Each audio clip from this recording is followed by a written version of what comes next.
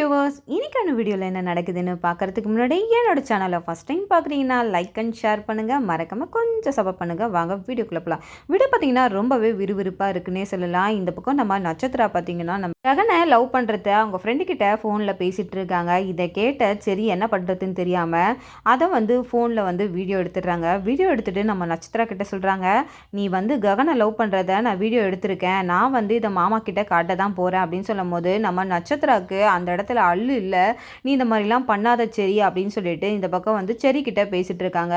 ஒரு பக்கம் பூமி கோயிலுக்கு போகும்போது பார்த்தீங்கன்னா அங்கே ஒரு அந்த நடன ஆசிரியர் என்ன பண்ணுறாங்கன்னா ஒரு பேரண்ட்ஸ் கிட்ட நான் இந்த மாதிரி பணம் இருக்கிறவங்களுக்கு தான் நான் அந்த கலையை கற்று தருவேன், இந்த மாதிரி காசு இல்லாதவங்களுக்கு நான் அந்த கலையை கற்றே தரமாட்டேன் அப்படின்னு சொல்லிட்டு ஒரு மாதிரி இழிவாக பேசும்போது அப்போ நம்ம பூமி போயிட்டு சொல்கிறாங்க, நீ எல்லாம் ஒரு ஆசிரியரா, இந்த மாதிரி இந்த கலையே நீ அவமானப்படுத்திட்டு இருக்கிய அப்படின்னு சொல்லிட்டு அந்த இடத்துல அவங்கள ரொம்பவே அவமானப்படுத்தி பேசுகிறாங்க. அப்போ இந்த பேரண்ட்ஸ் கேட்குறாங்க, நீ யாருமா அப்படின்றாங்க. நான் தான் சோபா சந்திராவோட ஒரே வாரிசு அப்படின்னு சொல்லும் போது அங்கே இருக்கிறவங்க எல்லாருமே சந்தோஷப்பட்டுட்டு இருக்காங்க. இந்த பக்கம் அந்த ஆசிரியர் பார்த்திங்கன்னா நம்ம பூமி மேலே ரொம்பவே எரிச்சலாகிடுறாங்க.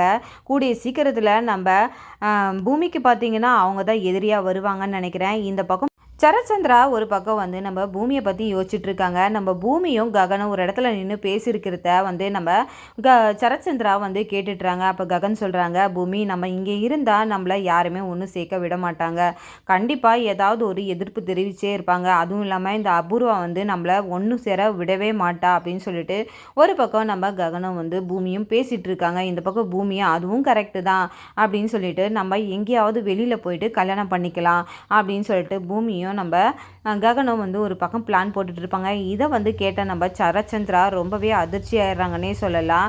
இந்த பக்கம் பார்த்தீங்கன்னா அவர் அதையே நினச்சிக்கிட்டு போய் படுப்பாங்க. அப்போ தான் நம்ம பூமி வீட்டை விட்டு போகிற மாதிரி அவருக்கு ஒரு யோசனை வருது. அப்போ திடீர்னு பூமிக்கிட்ட சொல்கிறாங்க, நீ இந்த வீட்டை விட்டு போகிற தந்தா இந்த ஃபோட்டோவை தாண்டிப்போ அப்படின்னு சொல்லிட்டு ஒரு சென்டிமெண்ட்டாக நம்ம சோபா சந்திராவோட ஃபோட்டோவை தூக்கி போடுறாங்க.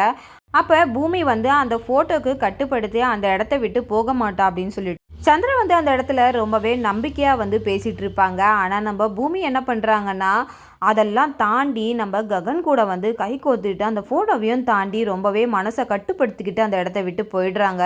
இதை பார்த்த நம்ம சந்திரா ரொம்பவே அதிர்ச்சி ஆயிடுறாங்க. என்ன இந்த ஃபோட்டோவை மீறி அந்த ககன் தான் முக்கியன்னு போகிறாளே, அந்த அளவுக்கு என் பொண்ணை இவன் மாற்றி வச்சுருக்கானே அப்படின்னு சொல்லிட்டு அந்த இடத்துல எழுந்துச்சு ரொம்பவே கத்த ஆரம்பிச்சிடுறாரு. உடனே நம்ம அபூர்வா என்னம்மா ஆச்சு, எதுக்கு இப்படி கத்திட்டு இருக்கீங்க அப்படின்னு கேட்குறாங்க. உடனே அது பார்த்தீங்கன்னா கடைசியில் கனவாக முடிஞ்சிருது. இந்த பக்கம் நம்ம சந்திரா நம்ம அபூர்வா கிட்ட சொல்கிறாங்க, இந்த மாதிரி அந்த ககன் இந்த பூமியை கூட்டிகிட்டு போகிற மாதிரி நான் கனவு கண்டேன், அவங்க ரெண்டு பேருமே கல்யாணம் பண்ணிக்கிற மாதிரி நான் கனவு கண்டேன், அதனால தான் எனக்கு ஒரு பதட்டமாகிடுச்சு அப்படின்றாங்க. மாமா நீங்கள் கனவு கண்டிருக்கீங்க மாமா, அதனால தான் இப்படி பதட்டமாயிருங்க, அவங்க அந்த மாதிரிலாம் கல்யாணம் பண்ணிக்க நான் விட மாட்டேன், நீங்கள் கவலைப்படாதீங்க, எதுக்கு இப்படிலாம் பயப்படுறீங்க, நான் இருக்கிற வரைக்கும் இந்த வீட்டில் எதுவும் நடக்க விட மாட்டேன் அப்படின்னு சொல்லிட்டு நம்ம அபூர்வா ரொம்பவே திமுறா பேசிகிட்டு இருக்காங்க. அப்போ நம்ம சோபா சுந்தரா சொல்கிறாங்க, அப்படி ஒன்று மட்டும் நடந்ததுன்னா நான் அவனை சும்மா விடவே மாட்டேன், ஏதாவது நான் பண்ணிடுவேன் அப்படின்னு சொல்லிட்டு சந்திரா நம்ம அபூர்வா கிட்ட சொல்கிறாங்க. அப்படி என்னம்மா பண்ணுவீங்க அப்படின்னு சொல்லிட்டு கேட்கும் போது, அவனை நான் சும்மா விட்டுருவேனா, என் பொண்ணு மேலே அவன் கையை வச்சா அப்படின்னு சொல்லும் போது இப்போ அபூர்வா கேட்குறாங்க, இந்த பூமி அந்த ககன் கூட சேர்ந்து போயிட்டா நீங்கள் என்ன பண்ணுவீங்க மாமா அப்படின்னு கேட்குறாங்க. என் பொண்ணு ஒன்றும் அப்படி போகவே மாட்டான், எனக்கு அவன் மேலே நம்பிக்கை இருக்குது, அப்படி போயிட்டா ஒரு வேளை என்ன பண்ணுவீங்க மாமா அப்படின்னு கேட்குறாங்க. அவங்க ரெண்டு பேரையும் நான் சும்மாவே விட மாட்டேன், அந்த மாதிரி பூமி போக மாட்டான்றது எனக்கு நம்பிக்கை இருக்குது அப்படின்னு சொல்லிட்டு நம்ம சந்திரா நம்ம அபூர்வா கிட்ட சொல்லிட்டு இருக்காங்க. அப்போ நம்ம இவங்க ரெண்டு பேரையும் வச்சு ஒரு காரியத்தை உண்டு பண்ணி இந்த வீட்டை விட்டு, அதனால நம்ம எப்படியாவது இவங்க ரெண்டு பேரையும் வெளியில் போகிற அளவுக்கு நம்ம பிளான் பண்ணணும் அப்படின்னு சொல்லிட்டு ஒரு பக்கம் நம்ம அபூர்வாவும் சித்தியும் சேர்ந்து ஒரு பக்கம் பிளான் போடுறதுக்காக ரெடி ஆகுறாங்க. இந்த பக்கம் பார்த்திங்கன்னா நம்ம ககன் வீட்டில் எல்லார்கிட்டேயும் சொல்லிட்டு இந்த மாதிரி ஆஃபீஸ் விஷயமா நான் வெளியில் போகிறேன் அப்படின்னு சொல்கிறாங்க. சாரதா கேட்குறாங்க, "ககன் எங்ககிட்ட சொல்ல முடியாத அளவுக்கு நீ என்ன மாரி ஒரு மீட்டிங்க்கு போற?" அப்படின்னு சொல்லிட்டு கேட்குறாங்க. "அப்படிலாம் இல்லம்மா, அவ வருவா" அப்படின்னு சொல்லிட்டு அவங்க வார்த்தை ஒரு மாரி பூமியே அப்படின்றத பேச்சு எடுக்குறாங்க. "என்னடா பூமி கூட போறியா?" அப்படின்னும்போது, "அதெல்லாம் இல்லம்மா, என்னோட கிளையண்ட்ட தான் நான் சொன்னேன்" அப்படின்னு சொல்லிட்டு சொல்றாங்க. "நான் வந்து அந்த பெரிய ப்ராஜெக்ட்டுக்காக தான் வந்து இந்த கம்பெனிக்கே நான் போகுறேன். அதனால என்ன ஆசீர்வாதம் பண்ணுங்க" அப்படின்னு சொல்லிட்டு அவங்க வந்து நம்ம சாரதா கிட்ட ஆசீர்வாதம் வாங்குறாங்க. அப்ப அவங்க மனசுல நினைக்கிறாங்க, "அம்மா, நானும் பூமியும் கல்யாணம் பண்ணிக்கிறதுக்காக தான் இந்த வீட்டை விட்டு போகிறோம். ஆனா வந்து இப்போ வந்து என்னோட சூழ்நிலை உன்கிட்ட இதை சொல்ல முடியாதனால தான். ஆனா நீ சொன்னா ரொம்ப சந்தோஷப்படுவ. ஆனா இப்போதைக்கு என்னால சொல்ல முடியாதும்மா. கூடிய சீக்கிரத்துல நானும் பூமியும் நீ நினைச்ச மாதிரி ஒன்று சேர்ந்து நாங்க வருவோம்" அப்படின்னு சொல்லிட்டு சாரதாவும் நம்ம ககனை வந்து ஆசீர்வாதம் பண்ணிட்டு, "நீ நினச்சதெல்லாம் நடக்கும். நீ எதுக்கும் கவலைப்படாத. இங்கே நடக்கிற விஷயத்த எதையும் போட்டு மண்டையில் குழப்பிக்காத. நல்லபடியாக நீ போகிற காரியத்தை நல்லபடியாக முடிச்சுட்டு வா" அப்படின்னு சொல்லிட்டு நம்ம சாரதாவும் நம்ம ககனை சொல்லி அனுப்புகிறாங்க. இந்த பக்கம் பார்த்தீங்கன்னா நம்ம பூமி போகிறதுக்காக எல்லாத்தையும் ஏற்பாடு பண்ணிட்டு இருக்காங்க. இந்த பக்கம் நம்ம அபூர்வாவும் அவங்க சித்தியும் சேர்ந்து ஒரு பிளானை போட்டாங்கல்ல, அதை வந்து எக்ஸிக்யூட் பண்ணுறதுக்காக பூமியோட வாசலில் நின்று வந்து பேசிகிட்டு இருக்காங்க. இந்த மாதிரி அவருக்கு ரொம்பவே முடியல, அவர் சாப்பிடவே மாட்றாரு சித்தி அப்படின்னு சொல்லிட்டு பேசிகிட்டு இருக்காங்க. அப்போ தான் இதை கேட்டுட்டு நம்ம பூமி என்ன பண்ணுறாங்கன்னா, சந்திரா கிட்ட போயிட்டு, "ஏன் சாப்பிட மாட்டீங்க? உங்கள் உடம்ப நீங்கள் ஏன் கெடுத்துக்கிறீங்க?" அப்படின்னு சொல்கிறாங்க. "அதெல்லாம் ஒன்றும் இல்லைம்மா, நான் சாப்பிட்றேம்மா, ஒன்றும் பிரச்சனை இல்லைம்மா" அப்படின்றாங்க. "இப்போவே எப்படின்னா நான் வீட்டை விட்டு வெளியில் போயிட்டேன்னா என்ன பண்ணுவீங்க?" அப்படின்னு சொல்லிட்டு கேட்குறாங்க. "என்னம்மா பூமி சொல்கிற? வீட்டை விட்டு வெளியில் போயிடுவியா?" "இல்லை இல்லை, எனக்குன்னு ஒரு கல்யாணம் ஆச்சுன்னா நான் இந்த வீட்டை விட்டு வெளியில் போய் தானே ஆகணும். அப்போ நீங்கள் என்ன பண்ணுவீங்க? அப்போ வந்து நான் உங்களுக்கு வேலைக்கு சாப்பாடு ஊட்ட முடியுமாப்பா? நீங்கள் தானே உங்கள் உடம்பெல்லாம் பார்த்துக்கணும்" அப்படின்னு சொல்லிட்டு ரொம்பவே பெருந்தன்மையாக அந்த இடத்துல பேசிகிட்டு இருக்காங்க. இதை கேட்ட சந்திராவுக்கு தூக்கி வாரி போட்டுதுன்னே சொல்லலாம். ஒரு வேளை இவன் நினச்சா மாதிரியே வெளியில் போகிறதுக்காக தான் இப்படி பேசுகிறாளோ அப்படின்னு சொல்லிட்டு நம்ம சந்திரா ஒரு பக்கம் யோசிச்சுக்கிட்டே இருக்காங்க. அப்போ சொல்கிறாங்க, "பூமி, நீ என்னை விட்டு போயிடுவியா?" அப்படின்னு கேட்குறாங்க.